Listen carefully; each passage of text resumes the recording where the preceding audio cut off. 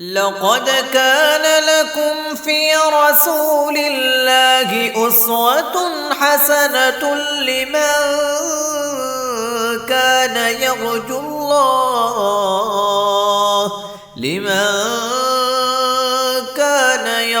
الله واليوم الآخر وذكر الله كثيرا نحمده ونصلي على رسوله الكريم اما بعد۔ صحیح البخاری کتاب الغسل یہ صحیح بخاری کی 5ویں کتاب ہے۔ صحیح البخاری کے اندر 97 کتابیں ہیں۔ کتاب بڑا عنوان، پھر ہر کتاب کے تحت بہت سارے ابواب ہیں، تو یہ 5ویں کتاب ہے کتاب الغسل۔ اس سے پہلے امام بخاری رحمہ اللہ نے طہارت صغریٰ کے احکام بیان کیے تھے، یعنی وضو کو طہارت صغریٰ کہا جاتا ہے۔ تو چونکہ وضو کی ضرورت زیادہ پیش آتی ہے، اس لیے پہلے اس کے احکام اور مسائل بڑی تفصیل کے ساتھ بیان کر دیے ہیں۔ اب اس کے بعد طہارت کبریٰ یعنی غسل کے احکام اور مسائل بیان کیے جا رہے ہیں۔ طہارت کبریٰ یعنی غسل، اس کے کچھ اسباب ہیں جن اسباب کی وجہ سے یہ غسل لازم ہوتا ہے۔ کچھ اسباب وہ لزوم والے ہیں کہ ان کے پائے جانے کی وجہ سے غسل لازم ہوتا ہے، جیسے جنابت، حیض، نفاس اور اسلام قبول کرنا، یہ ان کے بعد غسل کا کرنا لازم ہے۔ اور کچھ استحبابی اسباب ہیں، ان اسباب میں سے کوئی سبب پایا جائے تو غسل کرنا مستحب ہوتا ہے، جیسے حج عمرے کا احرام، غسل میت کو غسل دینے کے بعد خود غسل کرنا۔ اسی طرح نماز جمعہ کے بارے میں بھی جمہور کا نظریہ یہی ہے کہ یہ غسل مستحب ہے۔ اسی طرح نماز عیدین سے پہلے غسل کرنا، تو یہ جمہور کا نزدیک یہ مستحب اسباب ہیں، ان کے پائے جانے پر غسل کرنا مستحب ہے، پسندیدہ ہے۔ امام بخاری رحمہ اللہ پہلے جو واجب اسباب ہیں جن کی وجہ سے غسل لازم اور واجب ہوتا ہے، ان کا پہلے تذکرہ کریں گے، اور وہ جنابت، حیض، نفاس اور اسلام قبول کرنا ہے۔ اسلام قبول کرنا تو یہ تو صرف غیر مسلموں کے ساتھ خاص ہے، اور غیر مسلم کے بھی لیے پوری زندگی میں ایک مرتبہ جب اسلام میں داخل ہوں گے تو غسل کرنا، اس لیے یہ تو بہت قلیل المقدار صورت پائی گئی۔ باقی رہا حیض اور نفاس، یہ صرف عورتوں کے ساتھ خاص ہے، اور عورتوں کے لیے بھی یہ ہمیشہ نہیں ہوتا، بلکہ جب نفاس کی کیفیت اس وقت، اور حیض بھی مہینے کے بعد۔ باقی جو کثیر الوقوع صورت ہے وہ ہے جنابت مرد ہے یا عورت جو بالغ ہیں، مکلف ہیں، تو ان پر یہ صورت کثیر المقدار میں پیش آتی ہے، اس لیے پہلے امام بخاری رحمہ اللہ اسی کا تذکرہ کریں گے جو کثیر الوقوع ہے اور اس کی ضرورت زیادہ پیش آتی ہے۔ اس کے لیے کہ جنابت کا غسل کب لازم ہوتا ہے، اس کے لیے منی کا انزال ہونا شرط ہے، خواہ وہ کسی طریقے سے بھی ہو، یعنی جماع کے اندر انزال ہو یا نہ ہو، یا اسی طرح احتلام کی شکل ہے، ان صورتوں کے اندر جنابت لازم ہو جاتی ہے، غسل کرنا ضروری ہوتا ہے۔ اس سلسلہ میں امام بخاری رحمہ اللہ یہ کتاب الغسل کے اندر 29 ابواب لائیں گے، اور 29 ابواب کے اندر امام صاحب 46 احادیث لائے ہیں، اور اس کتاب کے اندر جو امام صاحب نے مشہور مسائل پر بحث کی ہے وہ مندرجہ ذیل ہے۔ نمبر 1، غسل جنابت کا وجوب، کہ غسل جنابت یہ واجب ہے۔ نمبر 2 علت وجوب کہ غسل کے واجب ہونے کی علت، یہ علت کیا ہے۔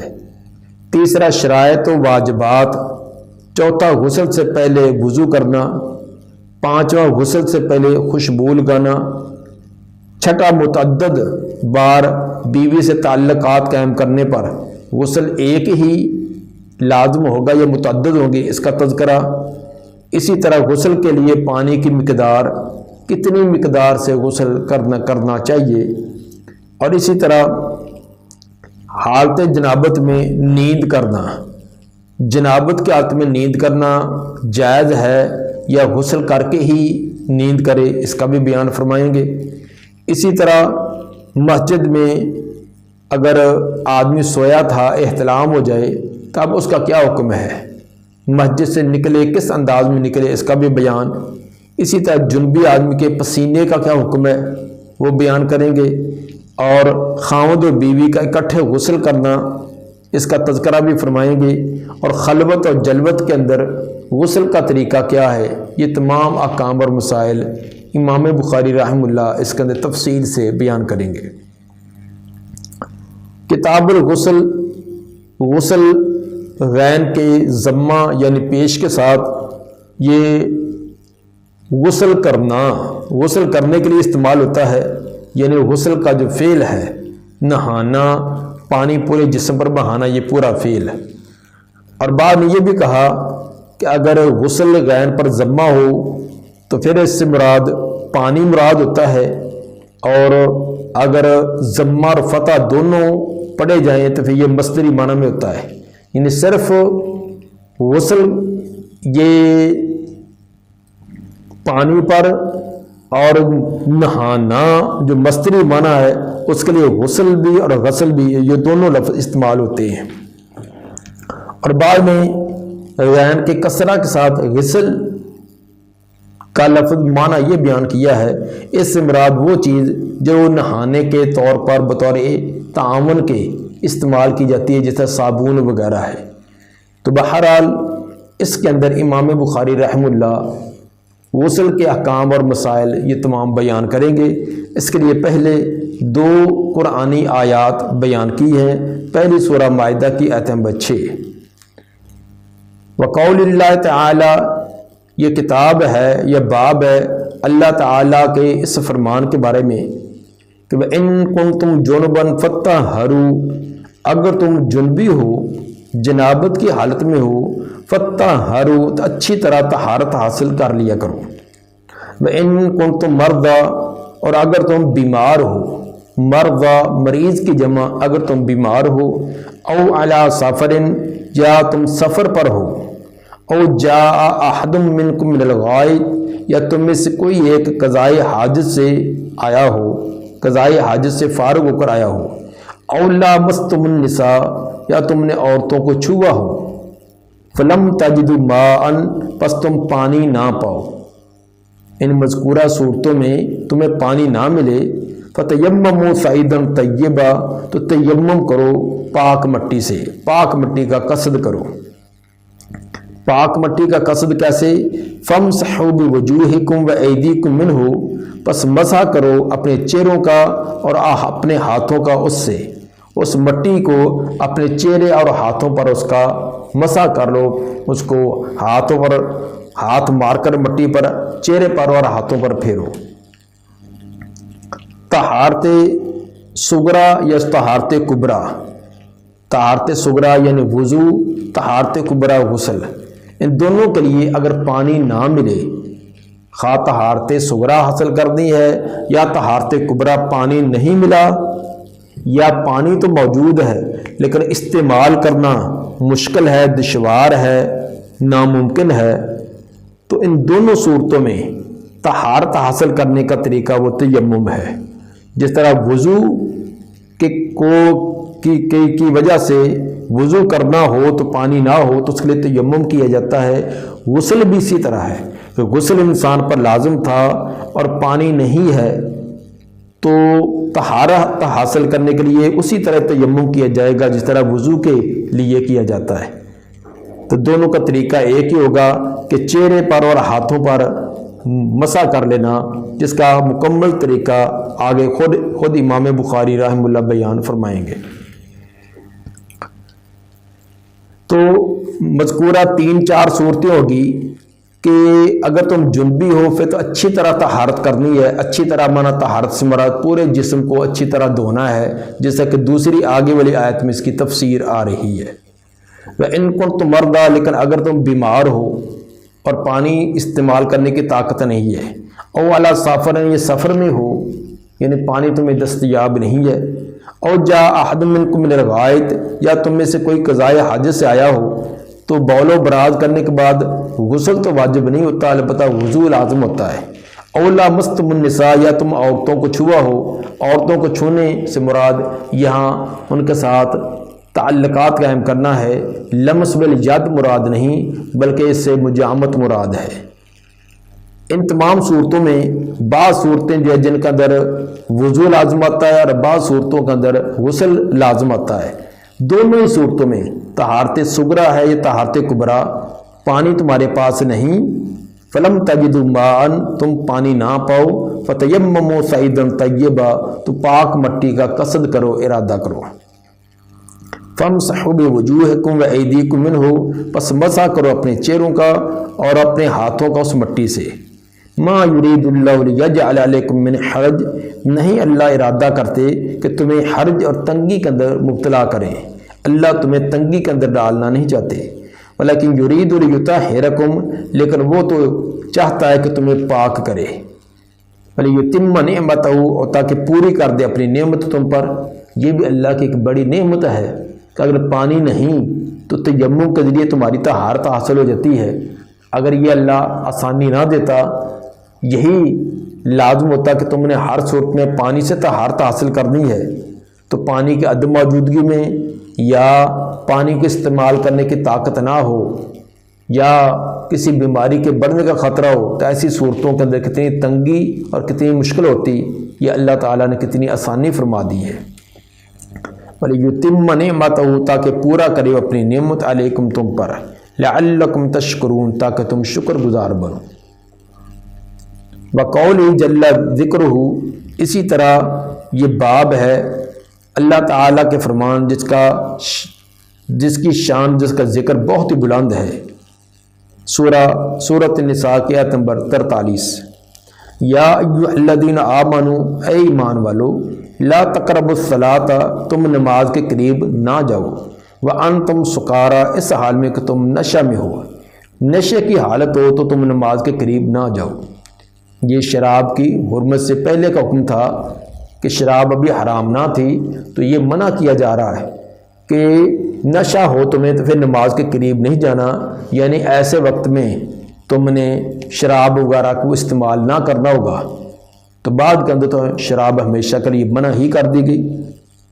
حتی تعلموا ما تقولون، یہاں تک تم جان لو جو تم کہتے ہو، تمہیں پتہ چلے کہ تم زبان سے کیا کچھ ادا کرتے ہو۔ ولا جنوباً الا عابری سبیل، اور نہ نماز کے قریب جاؤ جنبی حالت میں، جنبی حالت میں بھی نماز کے قریب نہ جاؤ۔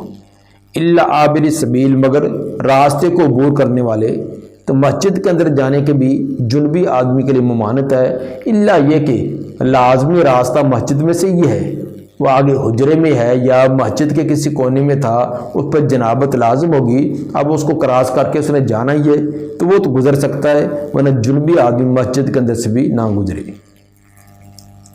وَإِن كُنتُم مَرْضَىٰ، اگر تم بیمار ہو، او علی سفر، یا سفر پر ہو، او جاء احد منکم من الغائط، یا تم میں سے کوئی ایک بول و براز کی حاجت سے فارغ ہو کر آیا ہو، او لامستم النساء، یا تم عورتوں کو چھوا ہو، فلم تجدوا ماء، اور تم پانی نہ پاؤ، فتیمموا صعیدا طیبا، تو تم پاک مٹی کا قصد کرو، فامسحوا بوجوہکم وایدیکم، بس مسح کرو اپنے چہروں کا، اپنے ہاتھوں کا، ان اللہ کان عفوا غفورا، یقیناً اللہ بہت درگزر کرنے والا، بہت ہی معاف کرنے والا ہے۔ یہ دو آیتیں امام بخاری رحمہ اللہ لائے۔ یہ امام بخاری رحمہ اللہ کا انداز ہے، اسلوب ہے کہ جب بھی کوئی کتاب کا آغاز کرتے ہیں تو سب سے پہلے قرآنی آیات پیش کرتے ہیں۔ مقصد امام صاحب کا یہ ہوتا ہے کہ غسل کے احکام یہ فی نفس قرآن سے ثابت ہیں۔ غسل کا وجوب، غسل کرنا، یہ قرآن سے ثابت ہے۔ اس کی تفصیل، اس کا طریقہ کار کیا ہے؟ وہ طریقہ کار وہ جو آگے احادیث کے اندر نبی صلی اللہ علیہ وآلہ وسلم نے بیان کر دیا۔ تو گویا کہ احادیث جو ہے یہ قرآن سے الگ نہیں بلکہ قرآن ہی کی شرح یہ احادیث رسول ہیں۔ تو اب دیکھیے کہ قرآن کے اندر یہ وضو کا اختصار سے بیان ہے، جس طرح کہ وضو کا بھی پیچھے قرآن کے اندر بڑا اختصار سے بیان تھا، تو پوری تفصیل جو ہے وہ احادیث کے اندر آئی۔ اسی طرح غسل کا بیان بھی قرآن کے اندر اختصار کے ساتھ ہے، اس کا پورا تفصیل اور تمام کے تمام احکام وہ احادیث کے اندر نبی صلی اللہ علیہ وآلہ وسلم نے بیان فرمائے۔ تو ثابت ہوا کہ احادیث کے بغیر قرآن کا سمجھنا یہ ممکن نہیں ہے۔ یہی امام بخاری رحمہ اللہ ثابت کرنا چاہتی ہیں کہ دیکھو یہ ہیں دو آیات جن کا اندر غسل کا تذکرہ کیا گیا ہے، لیکن آگے جو بہت ساری احادیث ہیں 46 کے قریب جو امام بخاری رحمہ اللہ آگے حدیث لائی ہیں، وہ تمام کی تمام انہی دو آیات کی تفصیل ہے، انہی کی تفسیر ہے۔ باقی رہا کہ امام بخاری رحمہ اللہ پہلے سورہ مائدہ کی آیت لائی ہیں، بعد کے اندر سورۃ النساء کی۔ حالانکہ قرآن کی جو موجودہ ترتیب ہے اس کے اندر سورۃ النساء پہلے آتی ہے، سورۃ المائدہ بعد میں آتی ہے۔ اس کی وجہ حافظ ابن حجر رحمہ اللہ نے جو بیان کی ہے وہ یہ کہ سورہ مائدہ کی آیت کے اندر جو بیان کیا وَإِن كُنتُمْ جُنُبًا فَطَّهَّرُوا، اگر تم جنبی ہو تو اچھی طرح طہارت حاصل کرو۔ لیکن وہ طہارت کیسے حاصل کرنی ہے، اس کا طریقہ کار کیا ہے، وہ آگے والی دوسری آیت میں بیان کر دیا۔ گویا کہ پہلی آیت کے اندر طہارت حاصل کرنے کا طریقہ مجمل ہے، اور دوسری کے اندر اس کی تفصیل ہے، وہ ہے کہ حتیٰ تغتسلوا، وہ ہے غسل کرنا۔ تو جنابت کو دور کرنے کے لیے صرف ہاتھوں کا، چہرے کا دھو لینا یا صرف استنجا کر لینا کافی نہ ہوگا، یا صرف وضو کر لینا کافی نہ ہوگا، بلکہ حتیٰ تغتسلوا، پورے کے پورے جسم کا غسل کرنا، دھونا یہ لازم ہے۔ تو گویا کہ پہلی آیت کے اندر جو تھوڑا سا ابہام تھا، دوسری آیت کے اندر اس کی وضاحت کر دی گئی ہے۔ اس لیے دوسری آیت کو یعنی سورۃ النساء کی آیت کو بعد کے اندر امام صاحب لائے ہیں۔ باقی ویسے جو حیض کے احکام کے اندر بیان کیا کہ وَلَا تَقْرَبُوهُنَّ حَتَّى يَطْهُرْنَ فَإِذَا تَطَهَّرْنَ، ویسے وہاں طہارت سے یہ وضاحت ہو ہی جاتی ہے۔ وہاں تمام کے نزدیک عورتوں کا حیض یا نفاس سے پاک ہونے کے بعد جو طہارت ہے وہ غسل کے ساتھ ہے، غسل کے بغیر ان کی یہ طہارت نہ ہوگی۔ تو اس سے بھی یہ ثابت ہے کہ یہاں طہارت سے مراد فطہروا سے مراد غسل ہے، نہ کہ صرف وضو۔ صرف وضو سے طہارت نہیں بلکہ غسل کے طریقے سے طہارت مطلوب اور مقصود ہے۔ باب نمبر 1، باب الوضوء قبل الغسل، باب ہے غسل سے پہلے وضو کرنا، غسل سے پہلے وضو کرنا اس کا باب۔ امام بخاری رحمہ اللہ یہ باب لانے سے کیا ان کا مطلوب اور مقصود ہے، اس کے بارے میں اہل علم نے 4-5 قول بیان کیے ہیں کہ ان میں سے کوئی بھی امام بخاری رحمہ اللہ کا مقصد ہو سکتا ہے۔ ایک تو یہ امام صاحب یہ بیان کرنا چاہتے ہیں کہ غسل سے پہلے وضو کا کیا طریقہ ہے، غسل کرنے سے پہلے جو وضو کیا جاتا ہے اس وضو کا طریقہ کیا ہوگا، کیا عام جو نماز والا وضو ہے وہی طریقہ ہے یا اس کے کوئی علاوہ طریقہ ہے۔ تو امام بخاری رحمہ اللہ یہ باب قائم کر کے یہ بیان کرنا چاہتے ہیں۔ دوسری اس کے اندر مقصد امام صاحب کا یہ بیان کیا گیا ہے، غسل سے پہلے والے وضو میں پاؤں کو ساتھ دھویا جائے یا غسل کے آخر میں۔ جو غسل سے پہلے وضو کرنا ہے اس وضو کے اندر یہ پاؤں کو دھونا ہے، پاؤں کو ساتھ ہی وضو کے ساتھ ہی دھو لیا جائے یا پاؤں نہ دھوئے جائیں تو باقی سر کے مسے تک کر کے پھر پورے جسم کو دھویا جائے، غسل کیا جائے، غسل کے اختتام پر پاؤں کو دھویا جائے۔ امام بخاری رحمہ اللہ یہ باب قائم کر کے یہ بات واضح کرنا چاہتے ہیں۔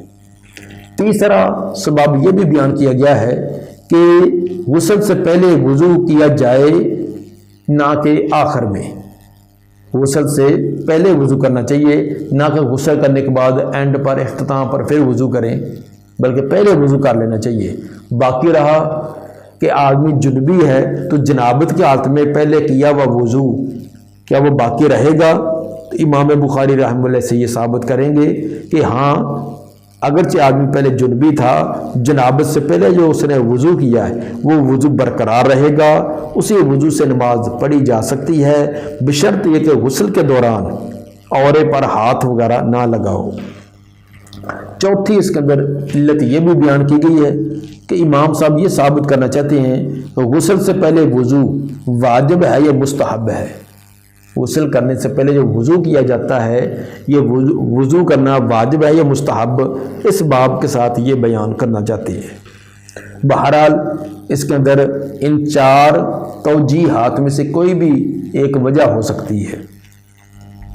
حدیث نمبر 248، قال حدثنا عبداللہ بن یوسف قال اخبرنا مالک عن ہشام عن ابیہ، ہشام سے بعد ہشام بن عروہ، اور عن ابی سے مراد عروہ بن زبیر ہیں، عن عائشہ زوج النبی صلی اللہ علیہ وسلم، وہ سیدہ عائشہ رضی اللہ تعالیٰ عنہ سے بیان کرتی ہیں جو کہ نبی صلی اللہ علیہ وسلم کی زوجہ محترمہ ہیں۔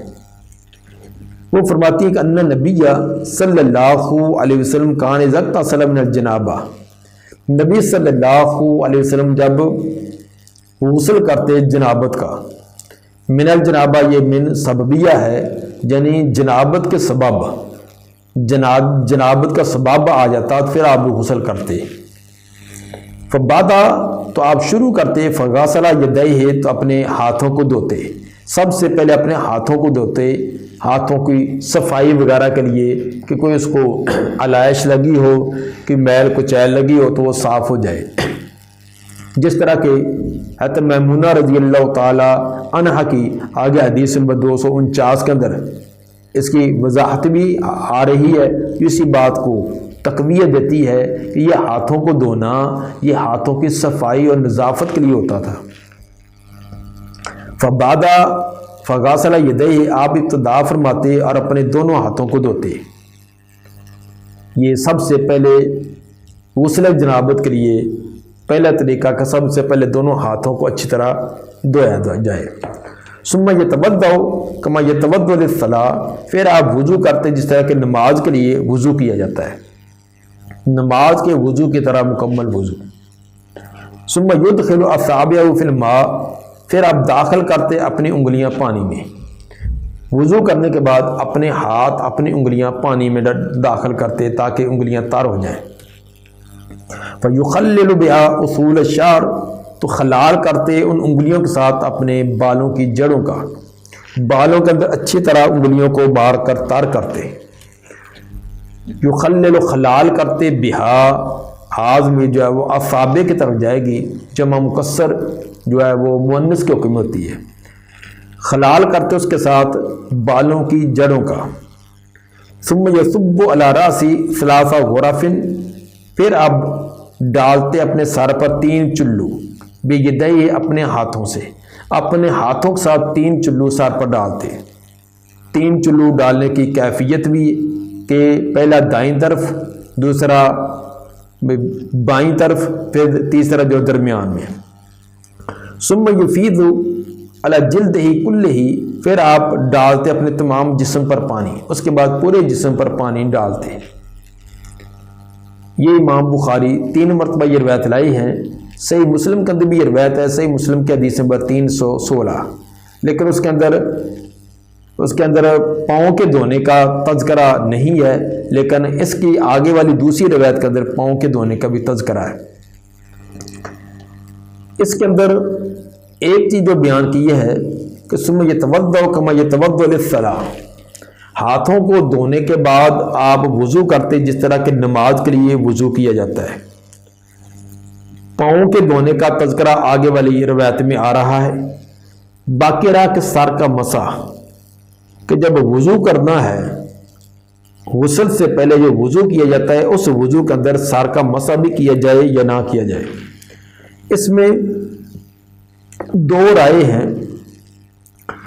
امام اسحاق بن راہوے، امام مالک اور ایک روایت امام احمد رحم اللہ سے بھی ہے کہ سر کا مسح نہیں ہے، غسل کرنے سے پہلے جو وضو کیا جاتا ہے اس وضو کے اندر سر کا مسح نہیں۔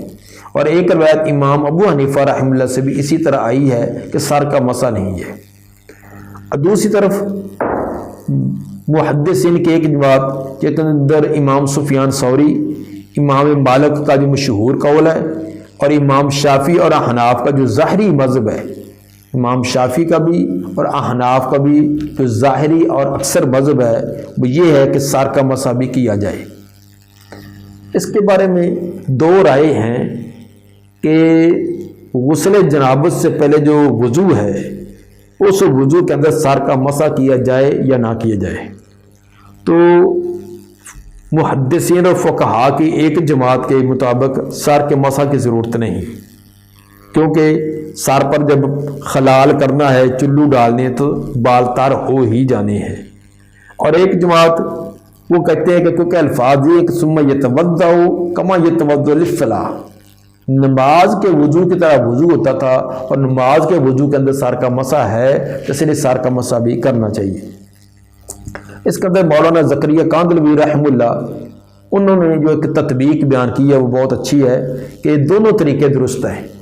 سر کا مسح کر لیا جائے تو تب بھی درست ہے، اگر مسح نہ کیا جائے تو تب بھی درست ہے، اس میں کوئی حرج نہیں ہے۔ جس طرح کہ انہوں نے اوجز المسالک جلد 1 صفحہ 505 پر یہ بات بیان کی ہے۔ تو بہرحال یہ کوئی مسئلہ ایسا نہیں ہے جس کے اندر کوئی زیادہ شدت اختیار کی جائے۔ تو اگر کوئی غسل جنابت سے پہلے جو وضو کیا جاتا ہے اس میں سر کا مسح کر لے تو تب بھی درست ہے، اگر نہ کرے تو تب بھی درست ہے، دونوں طریقے ہی ثابت ہیں۔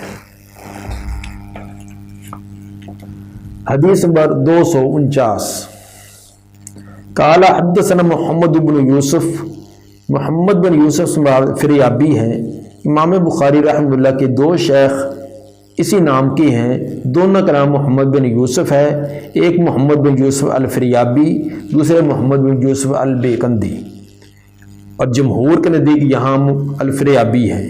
قال حدثنا سفیان ثوری ہیں، عن الاعمش، وہ سلیمان عامش سے بیان کرتی ہیں، عن سالم بن ابی الجعد، عن قریب عن ابن عباس، عن میمونۃ زوج النبی صلی اللہ علیہ وسلم۔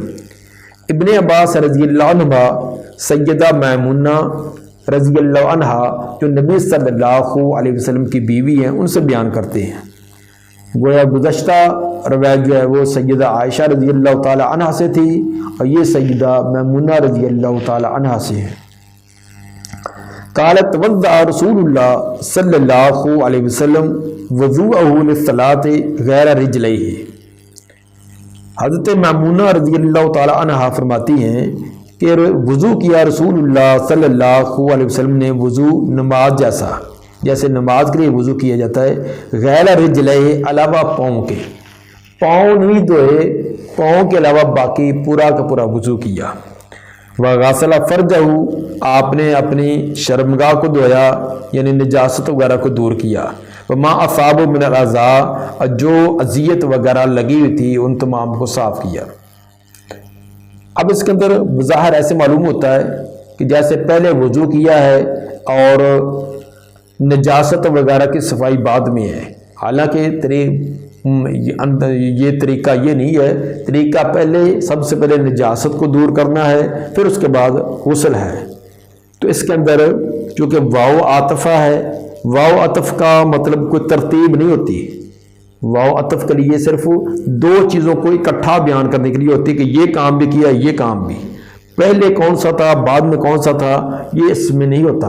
ہاں البتہ فا یا سما ہو تو پھر اس کے اندر ترتیب ہوتی ہے، تو اس لیے مطلق بات بیان کی جا رہی ہے کہ آپ نے نماز جیسا وضو بھی کیا تھا اور نجاست وغیرہ کو زائل بھی کیا۔ پہلے کام کون سا کیا؟ یہ دیگر روایات سے ثابت ہے کہ پہلے نجاست کو زائل کرنے والا کام کیا ہے، اس کے بعد وضو ہے۔ ثم افاض علیہ الماء، پھر اپنے آپ پر پانی انڈیلا۔ ثم نحى رجلیہ فغسلہما، پھر اپنے پاؤں کو الگ کیا اور ان کو دھویا۔ الگ کرنے سے مراد جس جگہ کھڑے کر غسل کیا تھا تو وہاں چونکہ کیچڑ ہو گیا ہے، جسم سے گرا ہوا پانی زمین کے اندر جذب ہو گیا ہے، تو آپ وہاں سے تھوڑا سا ہٹے اور صاف جگہ پر کھڑے ہو کر پھر اپنے پاؤں کو دھویا۔ ہی غسل ہو من الجنابت، یہ آپ کے غسل کا طریقہ تھا جو غسل آپ جنابت ہونے پر کرتے۔ جنابت کی وجہ سے جو غسل آپ پر عائد ہوتا تھا وہ اس کا طریقہ یہ تھا۔ اس کے اندر اس بات کی وضاحت آ چکی ہے کہ آپ غسل سے پہلے جو وضو کرتے تھے وہ نماز کی طرح ہی ہوتا تھا، البتہ پاؤں اس وقت نہیں دھوئے، پاؤں الگ دھوئے ہیں، تو پاؤں اس سے ذرا ہٹ کر دھوئے ہیں۔ اب اس میں بھی دونوں طریقے اہل علم نے بیان کیے ہیں اور اس کی کچھ وضاحت بھی کی ہے کہ اگر تو جس جگہ آپ غسل کر رہے ہیں وہ جگہ ایسی ہے کہ یا تو کچی ہے کہ جسم سے گرا ہوا پانی اس میں جذب ہو رہا ہے، یا جگہ ایسی ہے کہ اس کے اندر پانی جسم کا گرنے والا جمع ہو رہا ہے، نکاسی کا انتظام نہیں، پانی وہاں جمع ہو رہا ہے، ان دونوں صورتوں کے اندر پاؤں کو پہلے نہ دھوئیں، جب وضو کیا وضو کے دوران پاؤں نہ دھوئیں، غسل کریں، غسل کرنے کے بعد الگ ہٹ کر پھر آپ پاؤں آخر میں اینڈ پر دھو لیں۔ لیکن اگر جگہ کچی نہیں ہے بلکہ فرش ہے، جس طرح کہ آج کل ہمارے واش روم میں ہوتا ہے، اور نکاسی کا بھی انتظام ہے، جو جسم پر پانی لگا تھا گرا تھا وہ تمام کا تمام بہہ کر نکل گیا ہے، جمع نہیں ہوا، تو ایسی صورت کے اندر پاؤں اسی جگہ دھوئے جا سکتے ہیں۔ اسی جگہ دھونے کی بھی دو صورتیں ہیں، ایک تو یہ کہ جب وضو کیا وضو کے ساتھ ہی پاؤں دھو لیں، ایک یہ کہ پاؤں جو آخر میں دھوئیں لیکن اسی جگہ دھو لیں، اور بعد نے یہ بھی تطبیق دی کہ دونوں طرح ہی جب وضو کیا اس وقت ہی پاؤں دھو لیں اور آخر میں بھی دھو لیں، تاکہ دونوں قسم کے روایات پر عمل ہو جائے۔ تو بہرحال اس روایت کے مطابق آپ نے پاؤں نہیں دھوئے تھے، آخر میں پاؤں دھوئے ہیں۔ اس کا تقاضا یہ ہے کہ وضو میں پاؤں کو نہ بھی دھویا جائے لیکن پورا غسل کرنے کے بعد آخر پر پاؤں دھو لیے جائے تو وہ درست ہیں۔ اگر پانی جمع ہو رہا ہے تو پھر وہاں سے ہٹ کر پاؤں دھوئے جائیں، اگر پانی تمام کا تمام بہہ کر نکل گیا ہے پھر اسی جگہ بھی پاؤں دھوئے جا سکتے ہیں۔ یہ روایت امام بخاری 9 مرتبہ لائے ہیں، صحیح بخاری کے اندر یہ 9 مرتبہ یہ روایت لائے ہیں، اور امام مسلم رحم اللہ بھی یہ روایت لائی ہیں حدیث نمبر 317 کے تحت، اور ان کی امام مسلم رحم اللہ نے کچھ تفصیلی اور طویل روایت بیان کی ہے۔